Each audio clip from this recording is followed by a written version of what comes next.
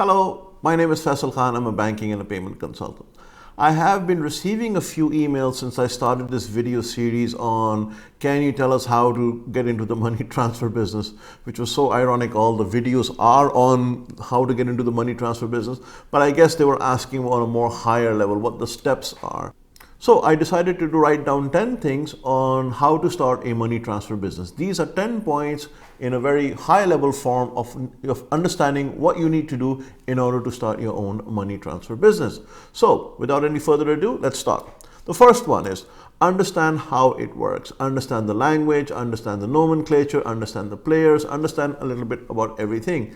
If you don't know how to speak the language, it will be very difficult for you when someone is trying to explain a concept to you or trying to tell you something or give you directions. If you don't know what left means, if you don't know what right means, if you don't know what stop, if you don't know what go means, then these are things that will cause problems for you. But if you know these basic, nuances, this basic lingua franca, etc., it will help you a lot. For this and this alone, I made over, I think, 70 videos on small nuances of the money transfer business. I will place the link below. Please go have a look at it. And there's a playlist. You can watch it. It takes about a week or 10 days. That's what I would recommend, about 2 weeks to watch about 4 or 5 videos a day. And in about 10, 12 days, you should be done. And you would have absorbed all that was offered to you. So, the how to understand how to start a money transfer business, you need to understand what they're saying, what the language is all about, etc. And I will put the playlist link in the description below.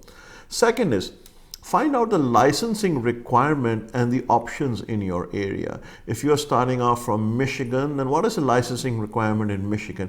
If you're starting out from Papua New Guinea, or if you're starting out from Bangladesh, or if you're starting out from Tanzania or Nigeria, if you're on the receiving end or on the origination end, find out the licensing requirement. It is very important that you understand what sort of licensing is applicable to you, and chances are, to the best of my knowledge, I do not know of a country where this is not true. Chances are you need a money transfer license. The name keeps getting altered. In the United States, it's a money transmitter license. Everywhere else in the world, it's a money transfer operator license. In Hong Kong, it's a money service organization license. But more or less, it's money something license, and you need to go and find out about it. Number 3, market research. You need to do some market research, and you need to make a business plan and a feasibility study. People don't know how to do a market research. Jan Chipchase is someone who excels in the field research arena or area, and I'll include a link to his work and so forth. And I did a very, very long article on how to get started with market research. I will include that as well. It gives you the basic ideas of what to do, what to look for, how to go about it when doing market research. I will also give you an idea on a template that you can use for your one-page lean business canvas template, and a feasibility study is something you would need to have to do on your own, because I don't provide that, but I would love to. Maybe at some point in time I will make a spreadsheet over it, but it's something you need to do. Market research, business plan, and a feasibility study. That's the third thing. Fourth thing is lock down the markets you will serve. So you can't be, there are 220 countries and territories in the world. You can't be addressing everything at once. So let's start with something. Say you want to do from USA to Ghana, or you want to do from Canada to, Papua New Guinea, or you want to do from London down to Nigeria or into India, what have you.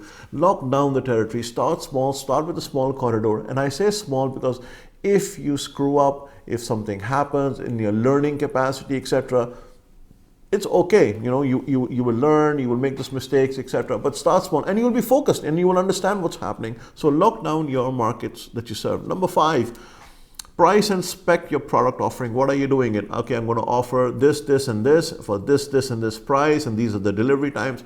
Make sure your offers are ready. You have priced your product. You know what you're offering, and you've spec'd it. So maybe it's an app, maybe it's an indoor, an in-person kind of a thing.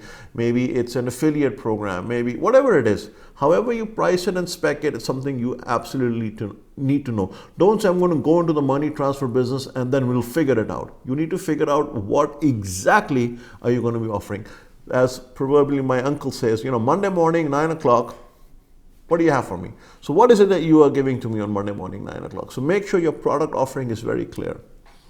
Number 6, funding, and how much will you need for it?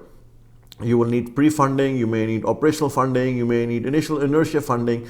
Make sure your funding question is answered and you know about it exact. Ask questions, ask around. If you're hopping on a call and the whole goal of your call is just to find out how much it costs, maybe rather than wasting anyone's time, make sure that that's the first question you ask. How much is this going to cost me? So make sure you have your funding number locked down to the last penny. Take the basic AML training course. There are many videos on YouTube that will teach you the basics of anti-money laundering, compliance programs, etc. Just get started, at least learn it. I cannot tell you how much effort people have put in putting those videos up on YouTube for people like you and I to learn. And once you have that understanding, that very basic understanding, you can then go to a mid-level company and get some certification that you have done some basic AML compliance courses. So make sure you do that. That's number 7. Number 8, lock down your solution provisioning, which includes vendor app, banking, compliance, flow of funds, etc. This is the major thing. So you have looked around, you know what you want to do, you know which markets you want to go. Well, you need technology, you need access to banking, you need a payment processor, you need some AML, KYC tools, you need a compliance program, maybe you need a software to run this whole thing, maybe you need a transaction management engine, maybe you need an API to build an app, maybe you need a white label website. Whatever it is, it's time to lock it down, put a fence on it and say, okay, this is what I'm going to work on and this is where we are going to go out and deploy and launch.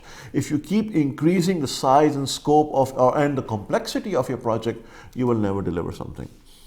So that was number 8. Number 9, go get your correspondent tie-ups established. I've done some videos on correspondent tie-ups. I'll include 2 of them, the 2 most important ones in the description below. But basically, get your correspondent tie-ups sorted out. Which markets are you going to work in? How are you going to work in? Are you going to have one over there? Are you yourself going to be the correspondent? Are you going to work with third-party aggregators? Whatever it is, get it sorted. And the last thing and the most important thing is marketing and execution plan.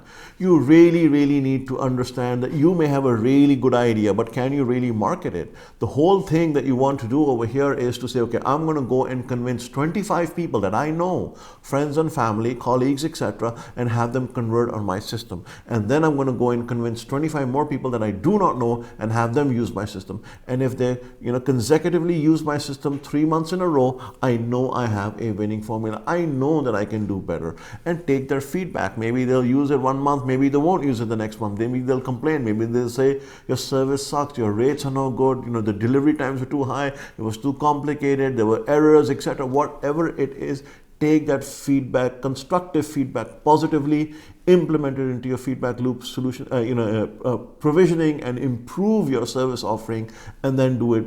It's shampoo, rinse, repeat, shampoo, rinse, repeat. You got to do that again and again. So make sure your marketing and execution plan works. These are the basic things. So understand how the ecosystem works. Find out the licensing requirements, market research, lock down the markets you will serve, get your pricing and product points locked, get your funding sorted out, take the AML course, lock down your solution provisioning as far as app, technology, compliance, etc. is concerned, get your correspondent tie-ups done, and marketing and sales. So these are the 10 points. I've included the description below over here. I will include a link to a Google document that contains all the information in case there's not enough space.